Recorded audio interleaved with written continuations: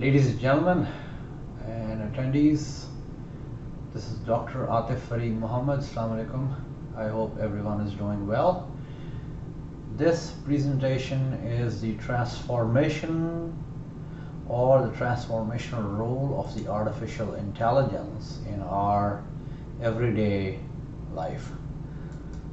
So I am a senior research scientist with Kerecis Incorporated in Los Angeles, California, and we conduct mental health, behavioral health studies and interventions related work. However, at UNC Charlotte, University of North Carolina at Charlotte, I am the artificial intelligence and machine learning professor and happen to be the first one to create in the United States of America and Canada blockchain system architecture course. This, however, talk is purely on the use of artificial intelligence. As you can see on the screen, the AI makes machines capable of learning from experience, adapt to new inputs. So you can read these on your convenience. There's an agent, there's an environment. In real life, agent is a human being, and the environment is, whether it's supply chain, trucking industry, manufacturing, or agriculture.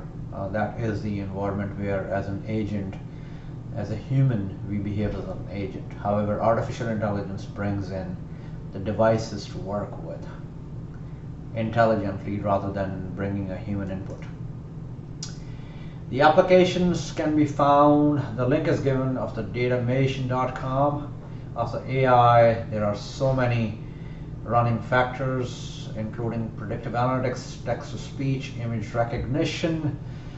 If there are any doctors in the audience, the physicians and surgeons, they actually deal with the sonographs, the radiograms, and all those doctoral needs for the human inspection of the body for some sort of sickness and all that, extraction of the details.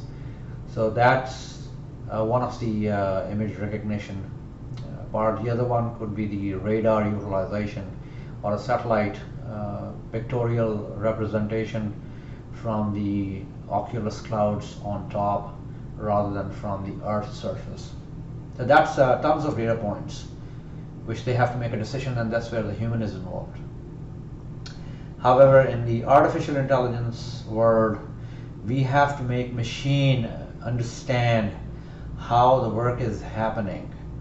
So as we used expert systems before, we did planning and optimization of our current work processes.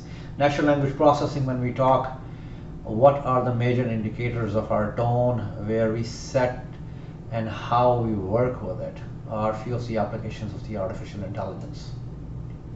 History I'm not going to go through. You can read Russell Norvig's book Artificial Intelligence, and that is pretty deep with complete historical references available, that when in 1960s it started, and I repeat, I imitate, I learn to learn, and I contribute, I exchange up to 2022, which we are looking at IBM Watson or the Alexa of Amazon and Google Home. So since I primarily deal with the healthcare, so there is a healthcare application example available here. There are tons of documentation available for us to look into as a human, but what a machine has to do, that's where the AI process flow kicks in, where we scan the documents and put them for a machine to diagnose from those documents what is the common factor associated to those documents in terms of input. And observation comes in terms of the treatments that have been provided to those similar patients in similar disease to eradicate the infections and all that, and how the results came out, positive or negative. As you're aware, if it is positive in a hospital, that means that there is some sickness, and negative is good there. However, in real life, negative is usually considered wrong. So the data science virtual machine, or the incorporation or embodiment of big data, where we use Cloudera, Hortonworks, MapR, all these Hadoop to collect the data, and where we can implement on top of it the machine learning from Spark, the ML libraries such as SciPy, NumPy, and all those. The deep learning libraries available like Solar and Elasticsearch to extract features for the classification of the data sets is the main component of the artificial intelligence virtual machine to look into what it is dealing with. So original set, as we know in our middle school, high school, and later in college, we work with set membership, and we work with derivatives, we work with matrices, determinants. So it all starts from set membership and it goes on till we derive what the potential result could be, and the incorporation of statistical methods such as measure central tendency, measure dispersion, regression, multi-level regression, multi-logistic regression. However, the predictive models usually utilize several things at one time, and that's why we have to have training set, test set separated, so we can do validations of our learning for our machine to actually give us some positive results. So AI diagnosis happens within this defined metaphor of modeling that starts from system and gives us some results. However, data requirements is the main ingredient. If we don't have before the fact data, how on earth we can go for the after the fact data? That is Bayesian learning, and that's part of the AI diagnosis to figure out what we are getting to. The data requirements are technically a variety of the data, the quality of the data, and the velocity of the data, since we are living in the streaming world of the data. And the data science hierarchy needs AI and deep learning as the top of the pyramid, as you can see on the screen. The base data comes from the instrumentation, logging, and sensors, and external data sets which other people actually create. Like if there are several people walking in a big box store for shopping, it's not necessary to buy everything. They just buy a few handful things. However, they look at several things, but we cannot extract the behavior that towards those things which they did not buy. Will they buy it in the future? Artificial intelligence can predict that.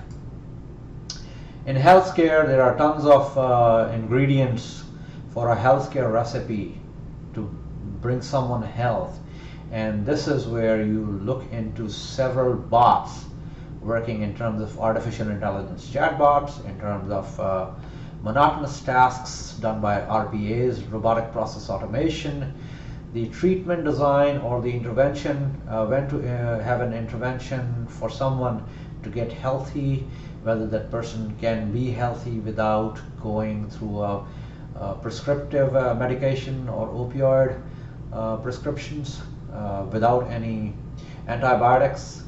So how to do it? There are so many ingredients, but AI can make a decision once it has before the facts data available.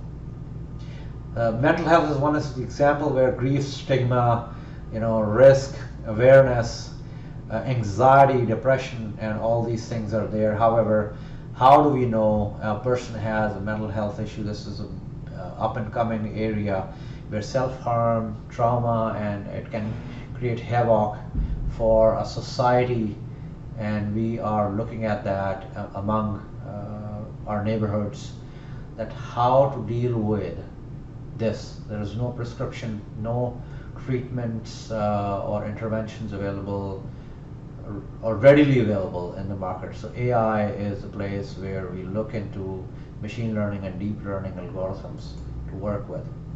For mental health, this is 24/7 if it is coming in through a chatbot or an RPA bot, and that is AI, not a human psychiatrist. There are none 24/7 availability of the psychiatrists in the healthcare field anywhere in the globe. Mental health, One of the things that I utilize personally is GRU, or the gated recurrent unit.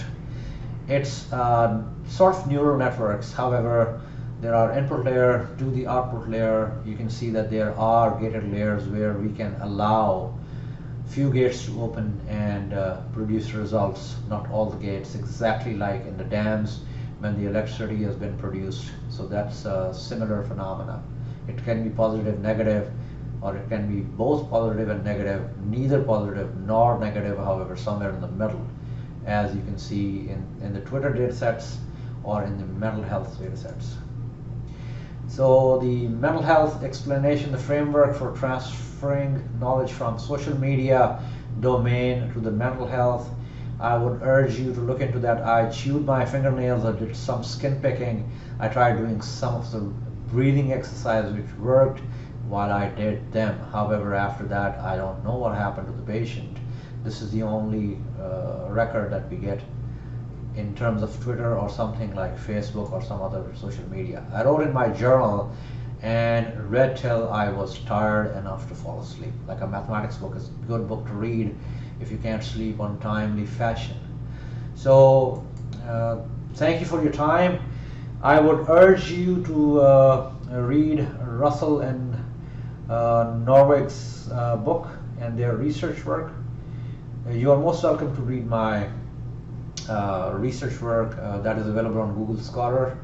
This is Dr. Atif Farid Muhammad, or in regular way that we say Dr. Atif Farid Muhammad or Muhammad Atif Farid, whatever. You can find me on LinkedIn. I'll urge you to connect and make sure that your students read, not copy, not cut and paste. Thanks for your time.